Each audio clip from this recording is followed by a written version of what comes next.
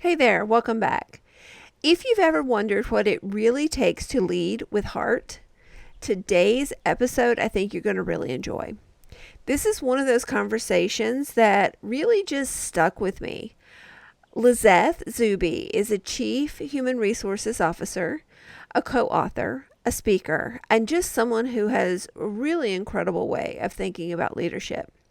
She has this concept that she calls the emotional concept, the emotional compass, and I absolutely love it.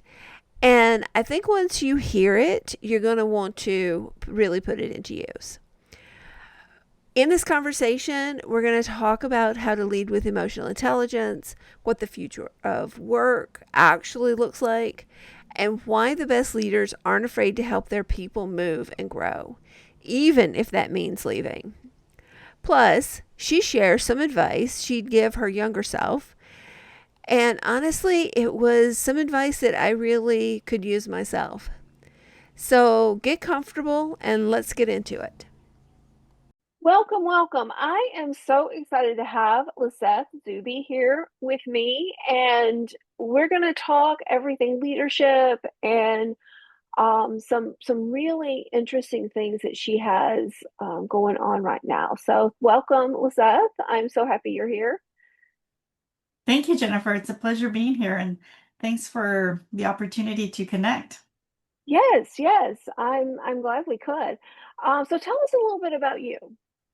I'm currently a Chief Human Resources Officer for a nonprofit. I've been an HR practitioner for 25 years. Over the last couple of years, I've become a co-author of a couple of anthologies.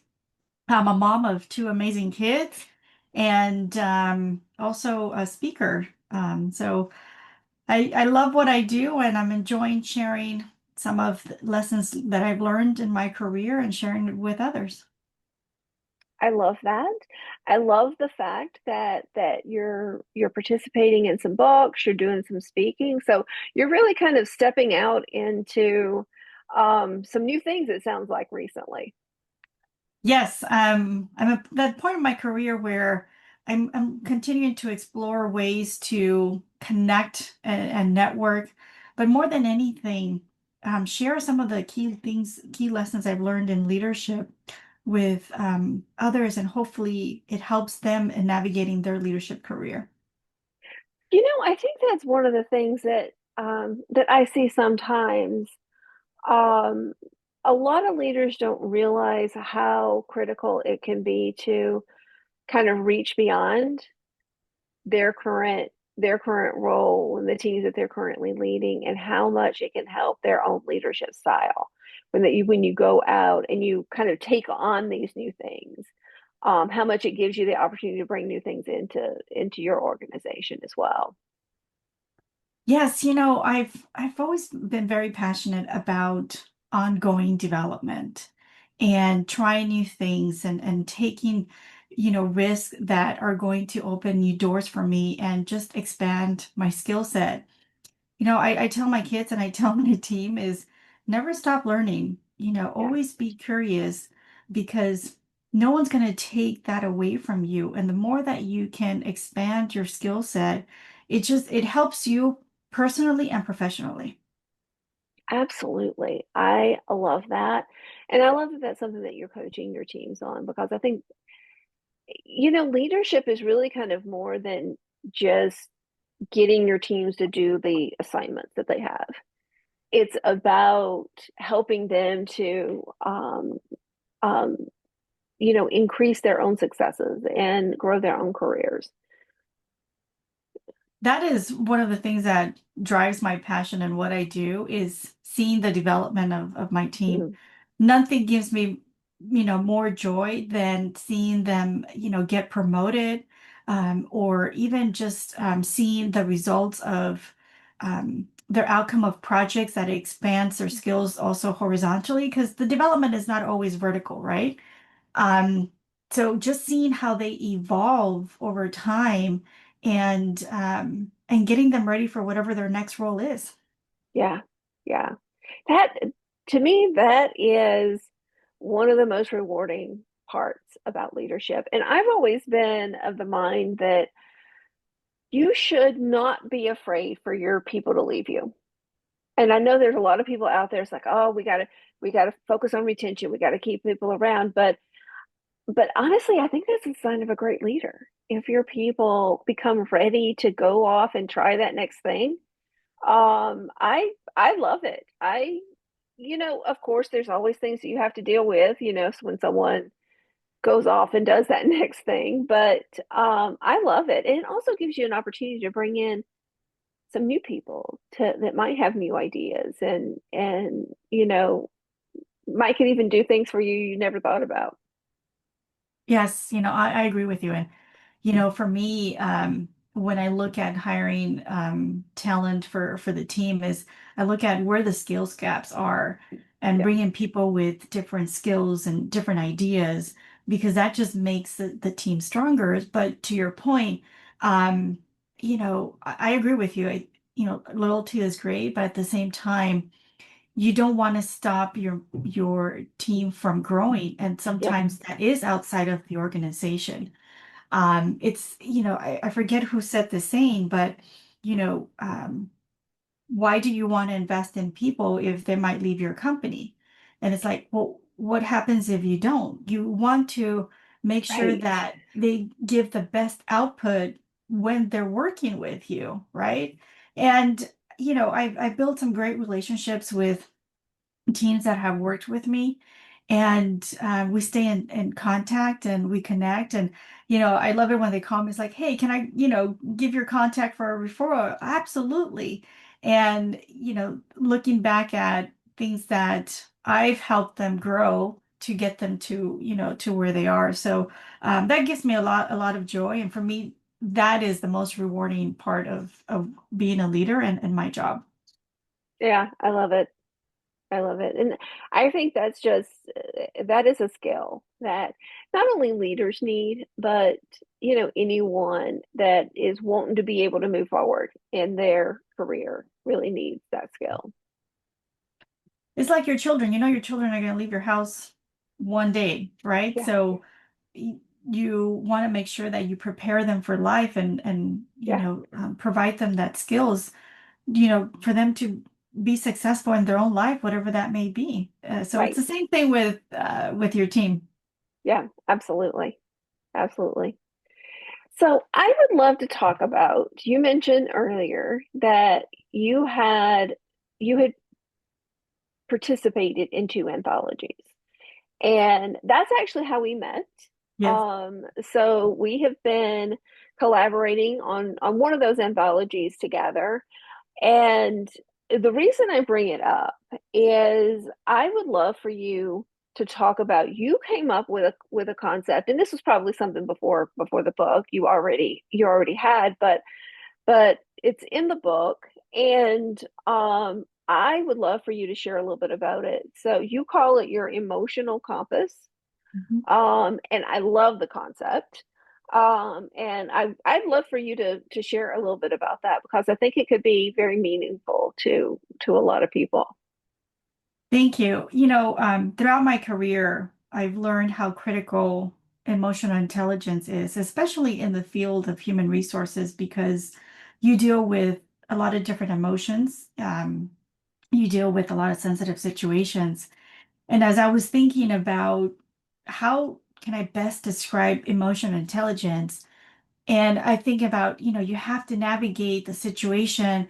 And it just made me think it's like having your own personal compass because you need to understand how to navigate your personal emotions to drive whatever that outcome that you are seeking.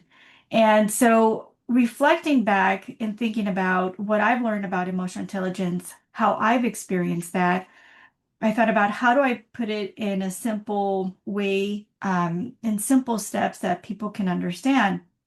And the first step, and probably the most critical step, is thinking about understanding what is it that triggers your emotions and how do you identify them? Because a lot of times, we don't think about the importance of having that self-awareness, right? So it, Oh it yeah. starts with that self-awareness and understanding, okay, I'm getting mad right now. Why am I getting mad, right? And it takes time, it takes practice, but again, that is to me the most critical step, the fundamental step. Then step two is asking yourself, why are you feeling that way? Right? So first is understanding the emotion, and then step two is understanding why. Then step three is reading the situation and the behaviors of others, because it's not just understanding yourself, but also understanding the person that you are interacting with, right? Yeah. And this is where sometimes we take on the other person's emotions, and then the situation becomes more complicated instead of understanding, if they're already upset, what can I do to pivot that to diffuse that anger, right? Um, then step forward is responding to that situation with that emotional intelligence. And this is where once you've have identified sort of what is that emotion, how can you best pivot the situation? In some cases, I've had to say to the individual, I understand that there's a lot of concerns, and we might need to reschedule this meeting or this conversation to a different time, because you want to make sure that that person is in the right space, the right mindset to be able to Yeah. have that conversation. Because if not, then you're just not going to reach that outcome that you're looking for. And then the last piece is sort of that self-reflection, thinking about, well, what did I learn from that situation? How can I have, navigated it differently, or key lessons learned? And this is how you start to build that muscle and that resilience and understanding your personal emotional intelligence to navigate the situation. And this is where the whole concept of the, personal compass came into mind. That is a great concept. And I love the way you drilled it down into very practical pieces. Love the example. And quite honestly, I've been in some of those tough conversations before, and I've never um I've never thought to maybe, okay, maybe let's postpone this until we're, in a little better space. And honestly, I think that there could be some times that I need to do that for myself, and tell the person, hey, we need to maybe have this conversation at a time when there's so many times that we get so personally tied to Mhm. something, and it's hard to take a step back, and sometimes you maybe just need that little bit of space to be able to do that. Yeah. Yeah. Getting Yeah. to the root cause, right? Is like, why? What's happening, and this is a skill that I believe is becoming much more critical for leaders nowadays, especially in an environment where there's constant change, where, not all the work environments are in person anymore. You've got hybrid, you've Yeah. got remote. And so having to navigate this, it's a whole different skill set that perhaps, either, during COVID, um, it evolved, I think, in a different way. Yeah. And I tell, my team and my leaders is, this is fundamental to help you in your career, because this also helps you build that trust, right? And Yeah. without that trust, it is really hard to navigate complex situations, or to get the buy-in, to help support some of, your initiatives, and drive that influence within your teams. Yeah. Yeah. It's so critical. And change is happening right now at a faster pace than I think we've ever seen it before. Mhm. And, you know, years ago, I can remember people talking about culture and then saying, kind of very proudly, well, we have foosball table, or, we put in a ping pong table, and thought that was what was going to help the culture.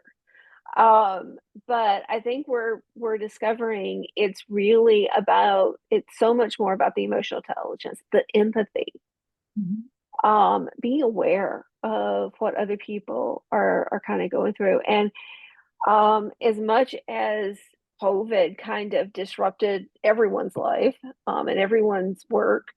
I think that is one of the things that really came out of it is people really kind of realizing, a lot of people, not everyone, but a lot of people really starting to realize that you have to think about work in a different way. And people are whole people; they're not just workers.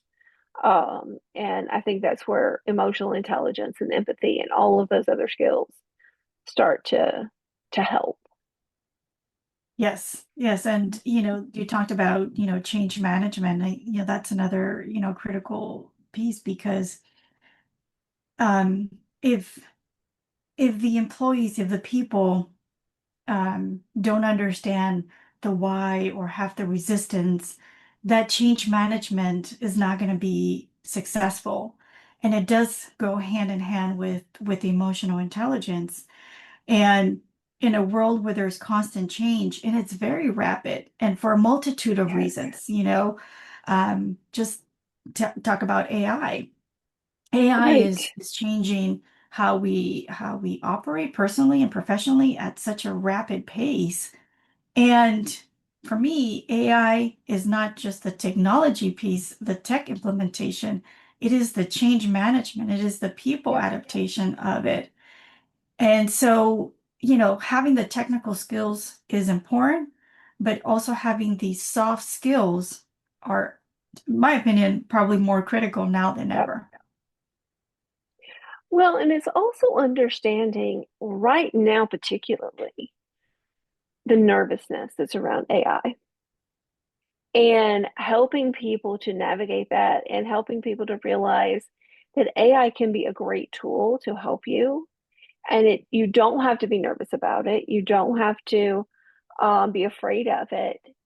Find ways to use it to help you. And I think navigating that right now is a challenge in a lot of organizations. Yes, and I think for a lot of us, we need to take a step back and understand what is going to be the impact to the people Yeah, and understanding how do we navigate through that change? How do we explain the why of how we're going to use it, why we're going to use it, what the impact's going to be, and you know, using the AIPs, it's not just the tech piece, the outcome is much more important. And so having the right. fundamental skills of whatever your job is, because you're going to have to look at what the output is of that AI tool to validate if it's correct, if something needs to be changed, to question it. And then comes here's the critical thinking, the problem solving skills. You still need to have those critical thinking skills to understand Yes. what is this problem? What is the situation? What are your options? How are you going to resolve it? Yes, you can use AI to help you in some ways, but at the end of the day, um, all these fundamental knowledge, you still need to have. AI is not going to do the job for you 100% accurate if you don't know what it is that you need to validate. Yep. Yep. Absolutely. And, I've had conversations in the past with others and around those critical thinking skills.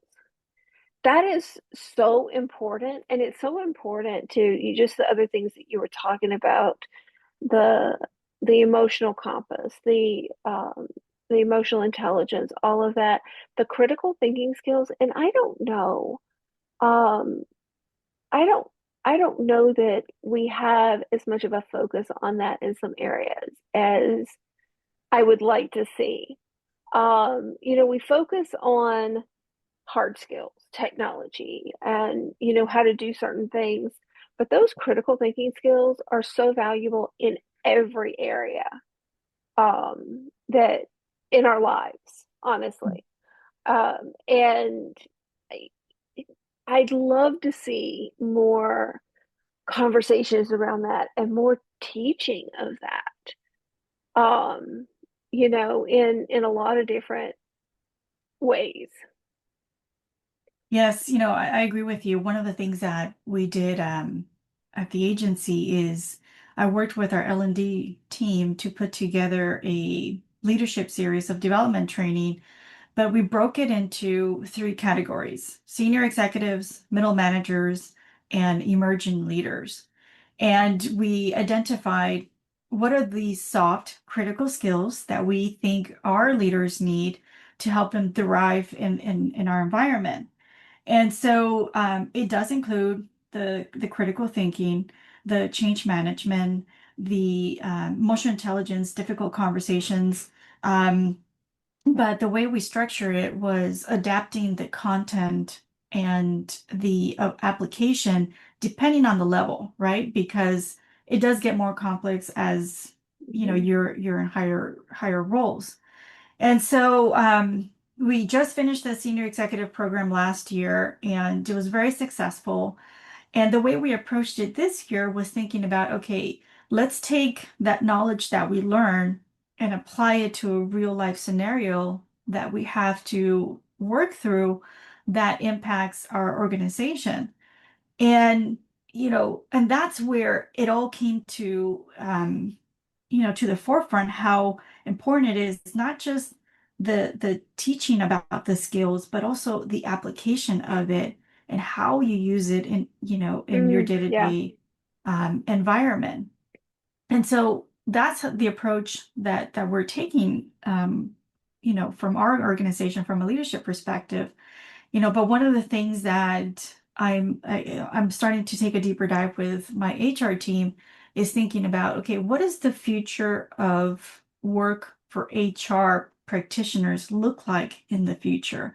How is that going to evolve and change? Um, because the change is coming very quickly. And again, this is where if we're going to use AI technology to help expedite some of these administrative tasks, then where can we spend our time where it adds more value, of bigger impact to the people and to the organization? Um, and that's something that, I'm very passionate also about, taking a deeper dive on, and, doing some research and putting some thought and structure around that, um, to help continue to elevate the future of the workforce. I love that. That is such a great concept. And, you know, most leaders think about strategy. Where are we taking the organization in the next year, 3 years, 5 years? That's a very different view, though. The whole future of work. You're looking way beyond just the future strategy. It's how do we adapt to the next thing that's coming, and how do we make ourselves adaptable, so that no matter what comes, then we can pivot and we can move with it. I love the concept of the future of work. I've had a lot of conversations about that recently, and I love the concepts that you're using there to really kind of think through those different ideas.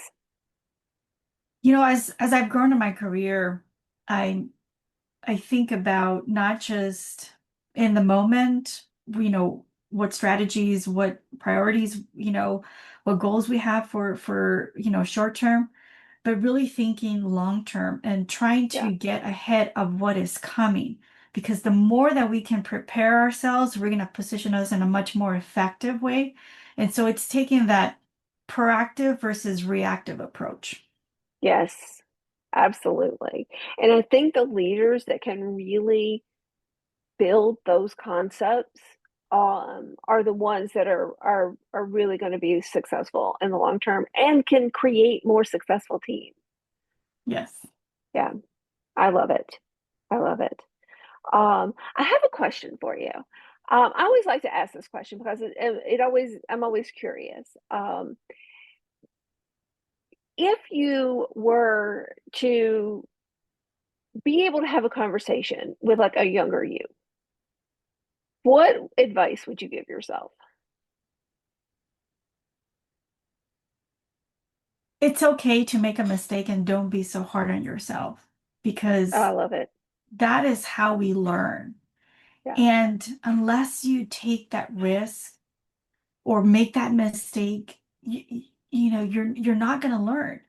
And so I think I was very hard on myself and I made mistakes. And, as I've grown in my career, looking back, I'm like, that's where I've learned the most. And Yeah.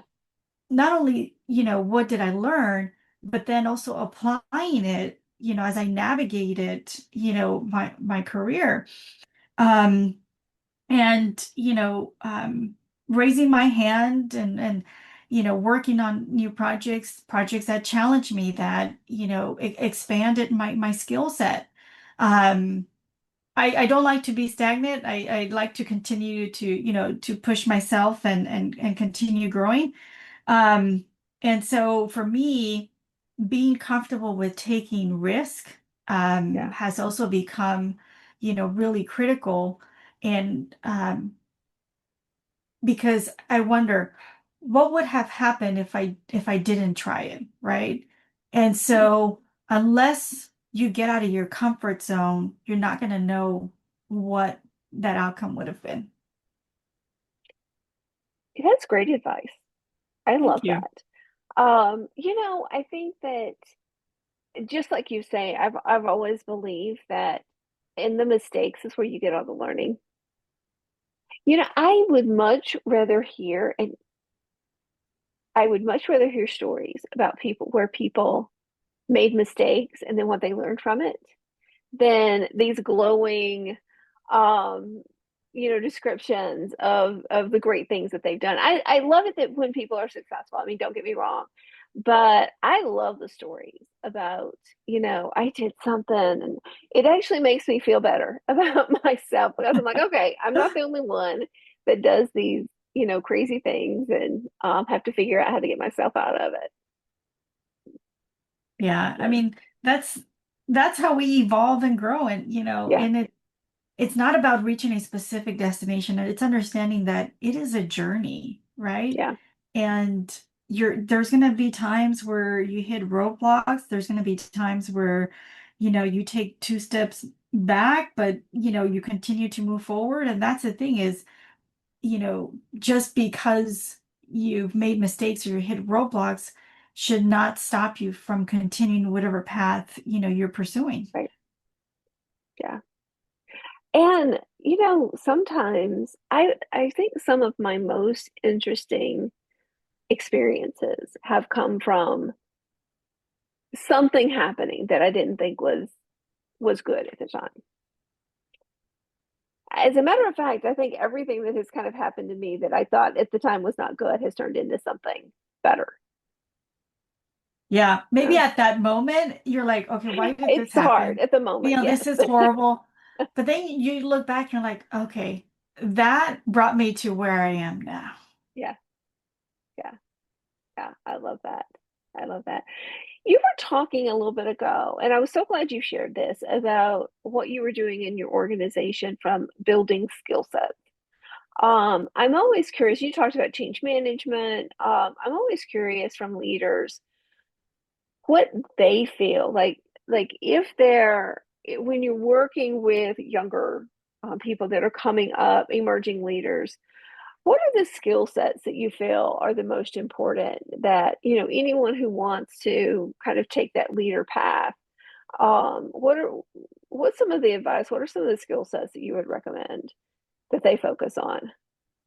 Communication skills are really important, both written Yeah, and orally. And unfortunately, I think what has happened with technology is, you know, um, we've lost touch of these in-person connections, right? yeah, It's all via text or email or, you know, it's not the same. And so that is always going to be important.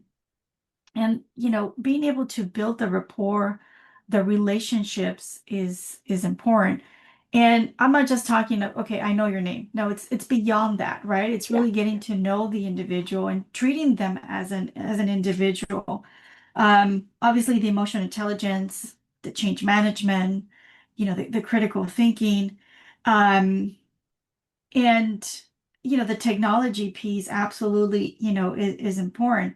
So those are some of the critical skills that I think are fundamental for not just upcoming leaders but I think just leadership in general. Yeah. Yeah. I completely agree. And I I struggle sometimes with, I mean, I know people that will say, Do not call me. I don't want to talk to you on the phone. Text me." And I'm like, "But sometimes it's just better to have like a voice to voice conversation." There's a lot that gets lost in translation Yes. from the chatting or the IMing or, those kinds of things. And I actually do enjoy being able to have these face to face conversations. If we can't be in the same room, being able to see each other when we're Yes. talking. I know there's a lot of people like, "Oh, I'm tired of being on camera." And I totally get that. But I really do kind of like being able to see the person I'm talking to. Yes, there is some, and I grew up in the environment where everything was in person, right? And Yes, same. obviously the whole shift, came during COVID with the virtual. But to your point, you pick up on so many behavioral cues in Yes, person, the body language, the tone of voice. You don't see that, via text. Well, sometimes depending on how they yeah, write, right? Um, but for me, if I'm not mistaken, I think there's a high percentage, I don't know, maybe 70% of how we communicate is the body language, and then yep, it's the tone of voice, and I think the words is like 7% of how we right. communicate. So if you put that into context, you don't get that via text, and you might be missing out on important cues to navigate the conversation. Agree. Agree. Now, I have had to learn to control my face. Can have a very animated face. So, and sometimes that's okay. But, sometimes I have to be a little bit more careful. So I do have to remember I am on camera when when I'm having these conversations because, I can't control my face all the time. Um, but that's an important skill too. Um, so, well, I have really enjoyed this conversation. This has been great, and I'm so glad you were able to join. I do have one more question for you before we wrap up. What's next for you? What exciting things do you have going on right now?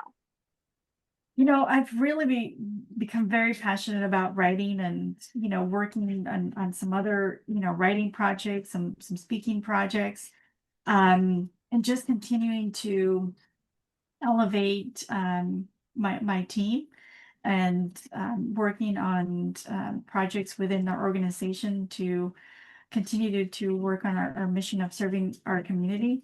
Um, so, a couple of things in fruition, but, you know, um, I'm just passionate about just trying new things and continuing to um, teach and share others what I've learned to hopefully Yeah. help them, in their career. I love the writing.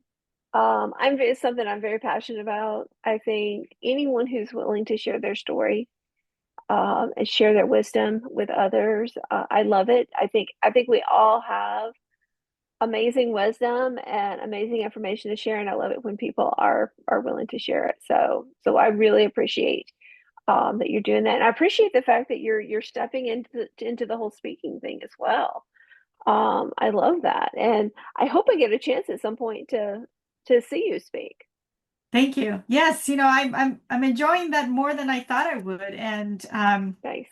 and there's so many things that I'm passionate about, and just so many stories and things that I can share, and it's another great opportunity to build those connections with individuals. Yes. Yes. So great. So the book that we talked about earlier is called Leadership Voices, just for the audience. We'll have information about that in the show notes. Anything else before that you want to share before we wrap up? Um, I would just say to everybody, always persevere, continue to push yourself, regardless of what the outcome is, because it just helps to continue to build who you are and who you're going to be. Yes, awesome. I love that. Well, thank you so much. I have really enjoyed this. I appreciate you giving us your time and sharing your wisdom. And I'm looking forward to the next thing for you and continue to watch those things evolve for you. Thanks, Jennifer. It was a All pleasure. right. Thanks.